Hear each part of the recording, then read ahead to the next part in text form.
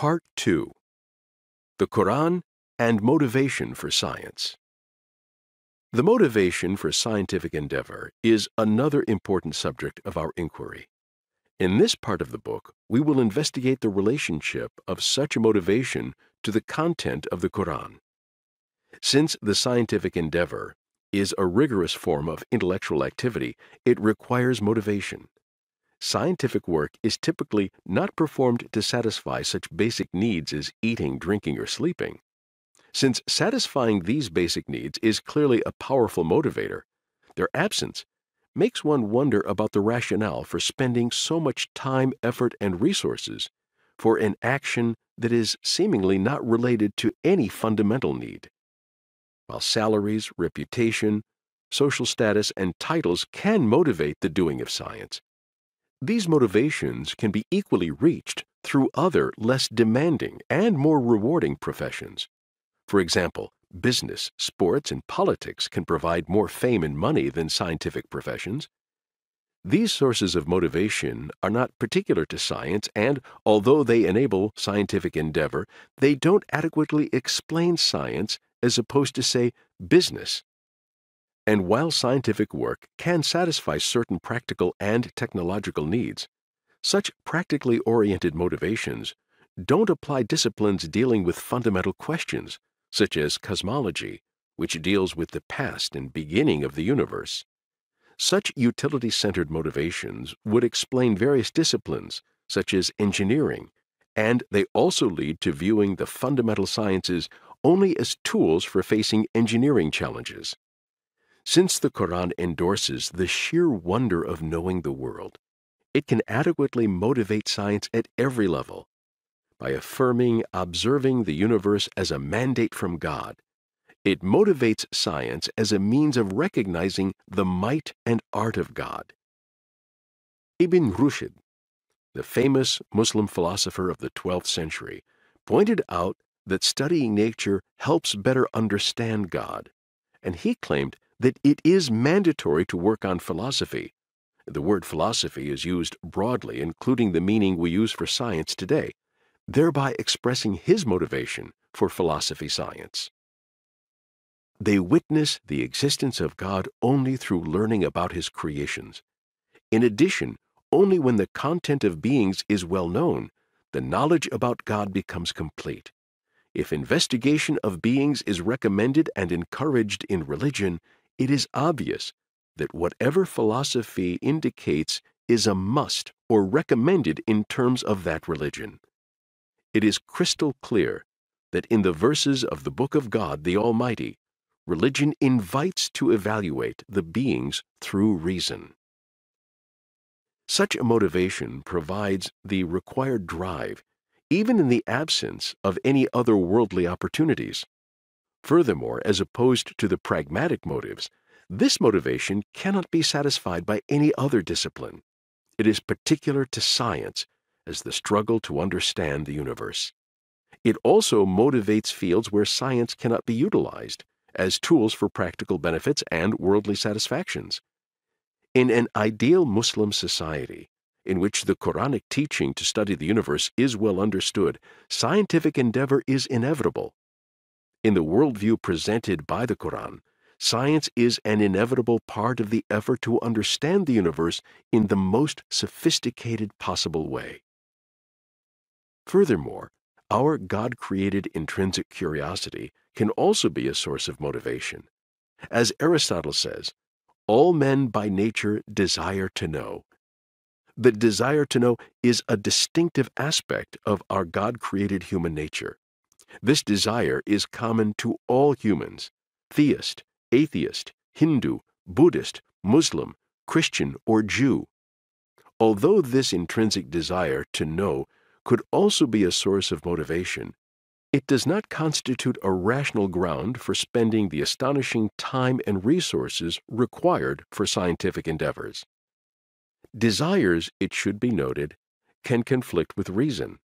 For example, an intrinsic desire can push a person to eat dessert, but if he is obese or diabetic, he should not follow this desire. In certain cases, it is rational not to follow a desire. The Quran on the other hand, motivates by presenting a rational basis.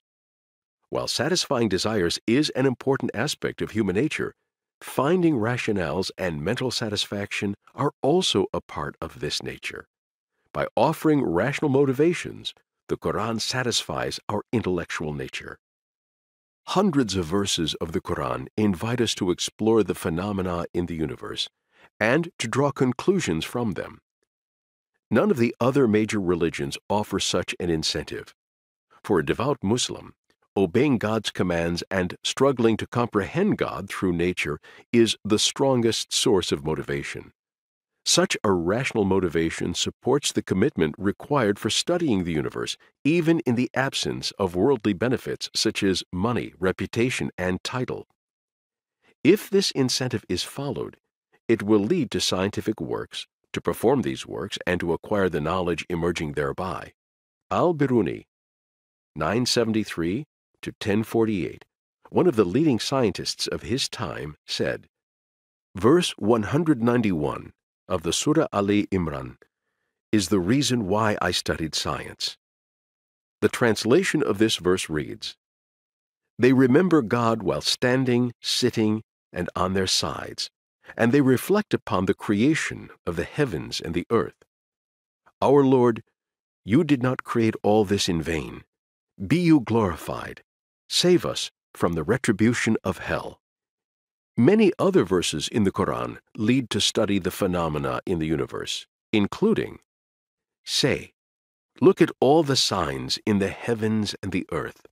All the proofs and all the warnings can never help people who decided to disbelieve.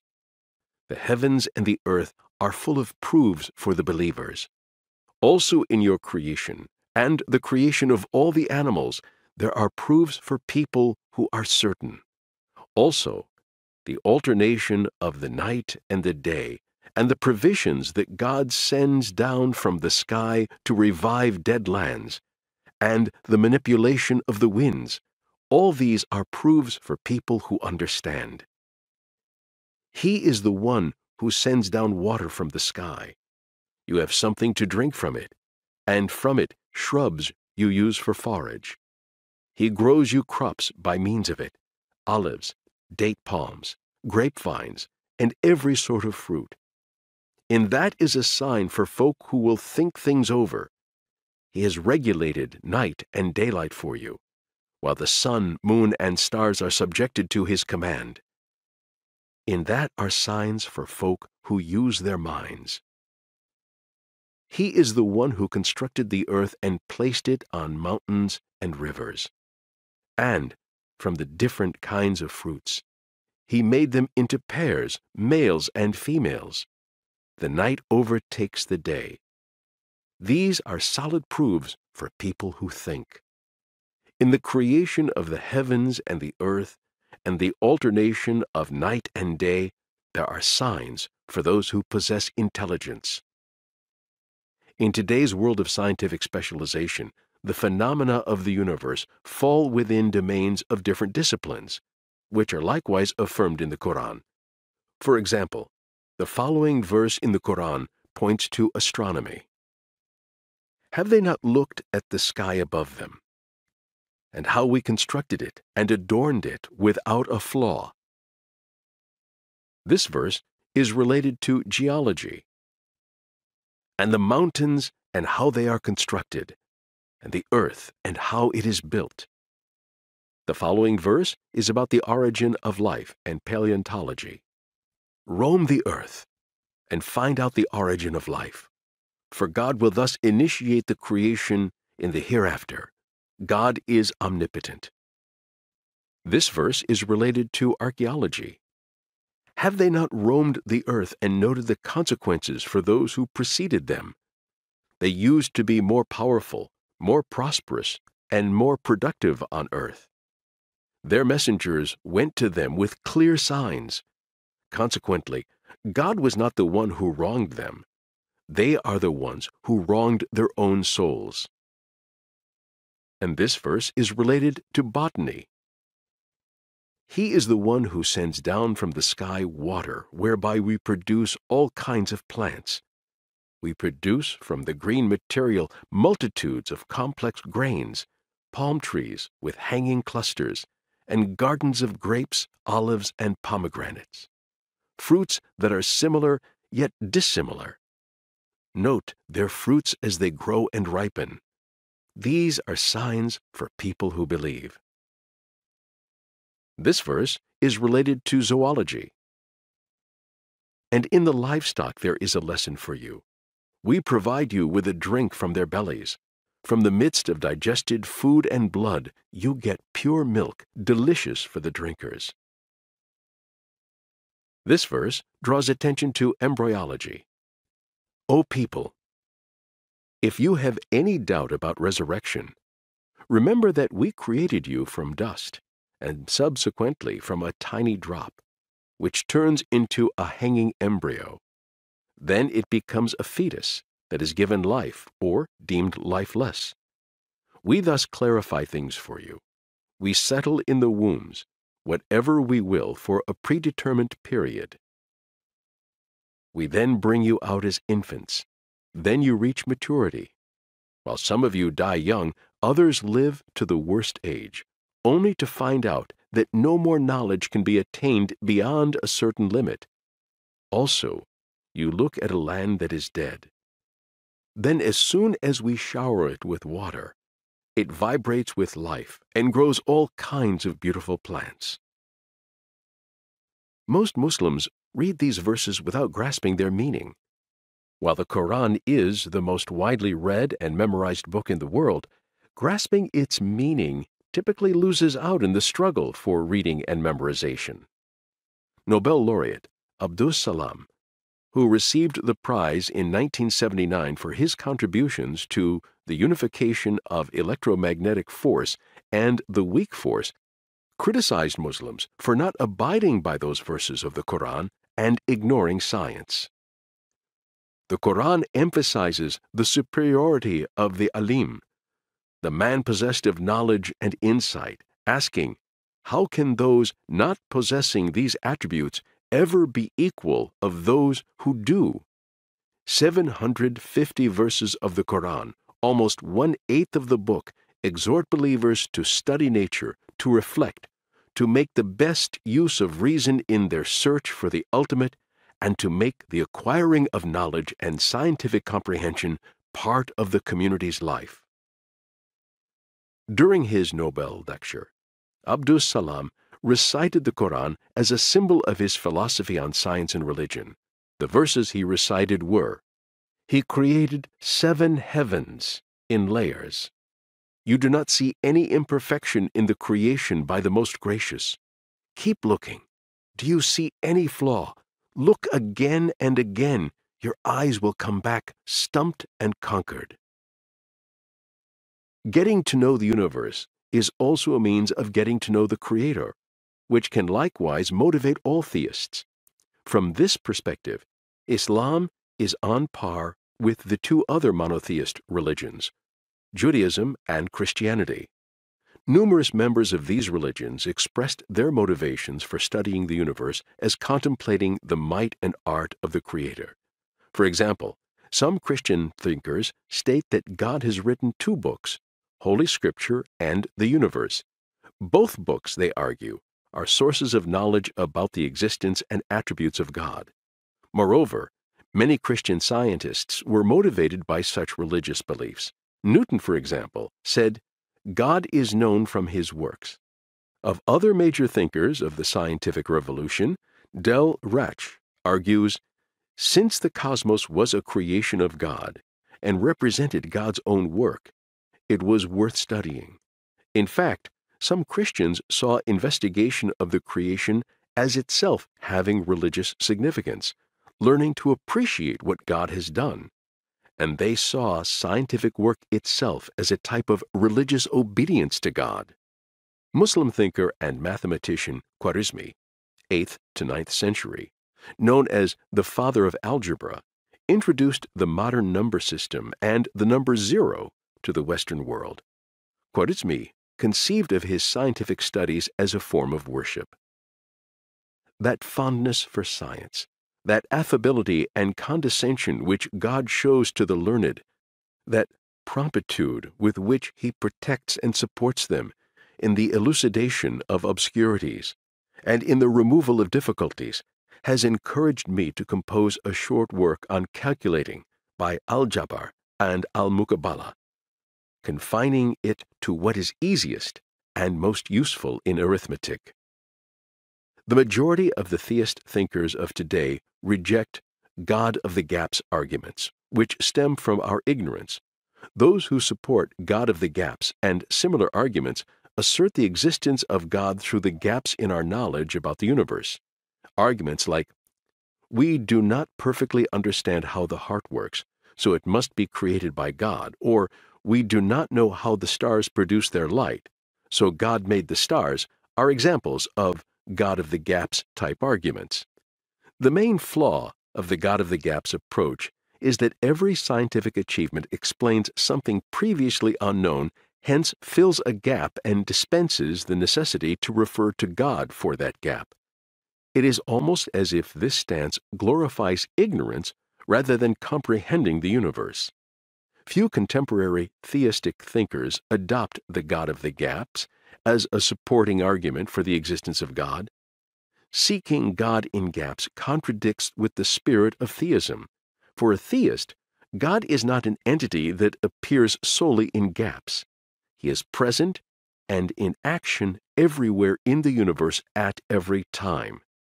He has a mark beyond every phenomenon in nature. The Quran supports approaches based on knowledge rather than ignorance. Studying the universe broadens our understanding about the stars, our world, life, and so on, which in turn supports knowledge of God. Aiming to develop such an understanding also provides motivation for scientific work. Ibn Rushd, the famous Muslim philosopher of the 12th century, pointed out that the action of studying nature helps better understand God, and he claimed that it is mandatory to work on philosophy. The word philosophy is used broadly, including the meaning we use for science today, thereby expressing his motivation for philosophy science. They witness the existence of God only through learning about His creations. In addition, only when the content of beings is well known, the knowledge about God becomes complete. If investigation of beings is recommended and encouraged in religion, it is obvious that whatever philosophy indicates is a must or recommended in terms of that religion. It is crystal clear that in the verses of the Book of God, the Almighty, religion invites to evaluate the beings through reason. The Quran likewise encourages the sharing of knowledge. Those who seek scientific knowledge for the sake of wealth and reputation are likely to keep discoveries to themselves. Throughout history, there are many examples of knowledge passed from master to apprentice and deliberately hidden from others. For this reason, some skills stayed within the monopoly of small isolated groups. It is not hard to guess that part of the accumulated knowledge was lost before being transferred to new generations, or part of it had to be reinvented. For example, the manufacturing and contents of the famous Greek fire of the Byzantines is still not completely understood. Likewise, the well-known Damascus steel and countless other antique products of craftsmanship are being tried to be reversed engineered in modern times, without complete success. It is likely that the lack of knowledge on how the great pyramids of Egypt were constructed is due to a similar loss. On the other hand, for those who try to reach knowledge with the motivation of following the orders of God and understanding His might and art, it would be meaningless to try to hide the knowledge. On the contrary, this type of motivation supports dissemination of knowledge and not leaving it to the monopoly of a small group. Of course, dissemination of scientific knowledge can also be achieved through other motivations. Yet it is important to mark that the motivation provided by the Quran supports this critical process. Historically, scientific knowledge was produced by people of many different beliefs, including Jews, Christians, Muslims, Hindus, and atheists. In order to benefit from the cumulative and incremental nature of scientific knowledge, one should be open to obtain knowledge from all beliefs and avoid being capricious. Notably, as the Quran guides to study the phenomena in the universe, it does not contain any implication of such a capricious view. To the contrary, the Quran criticizes racism and nationalism and forms a mental structure which disregards race, skin, color, gender, and family differences, but regards universal values and truth above them. This attitude rejects diminishing other nations or races or religions and staying away from their knowledge. Consider the following verses of the Quran. O people, we created you from the same male and female, and rendered you distinct peoples and tribes, that you may recognize one another. The best among you in the sight of God is the most righteous. God is omniscient, cognizant. Among his proofs are the creation of the heavens and the earth, and the variations in your languages and your colors. In these, there are signs for the knowledgeable. From the perspective of the Quran, the universe and the nations are creations of the one God, and hence, the truth is universal. It cannot change from one society to another. The Quran equally rejects both the polytheist systems of the past, which accepted distinct gods for each society, and the postmodern philosophies of our time, which reject the existence of universal truths. According to the Quran, universal truths and realities exist. Hence, whichever society reaches them, the nature of these truths stays unchanged. Thus, the truths discovered by other nations are valuable since they concern the same universe created by the one God. The Quran unequivocally opposes the fanatical thought of rejecting everything that comes from other societies. Such fanatical thoughts can be better appreciated by considering the infamous track record of many spokesmen of Islam. Islam al-Kindi, an early Islamic philosopher, 9th century, describes such spokesmen as merchants of religion. He summarizes the proper Muslim attitude toward the knowledge stemming from other beliefs. We ought not to be embarrassed of appreciating the truth and of obtaining it wherever it comes from, even if it comes from races distant and nations different from us. Nothing should be dearer to the seeker of truth than the truth itself, and there is no deterioration of the truth, nor belittling either of one who speaks it or conveys it. In addition to motivating science, the Quran demands morally the application of knowledge to the welfare of mankind without doing damage to nature, God's creation. The relation between scientific activity and the ethics built by the Quran could be a whole chapter by itself. For brevity, we touch upon this issue only in relation to the motivation given by the Quran. Knowledge is a kind of power, and the use of this power without any ethical bounds can be devastating. Staying on the side of the good and the right, opposing the bad and the wrong, protecting the weak without expectation of benefit are fundamental Quranic principles. These principles are important in all aspects of life, including the use of scientific knowledge. The benefits of medical knowledge to the weak and poor are evident.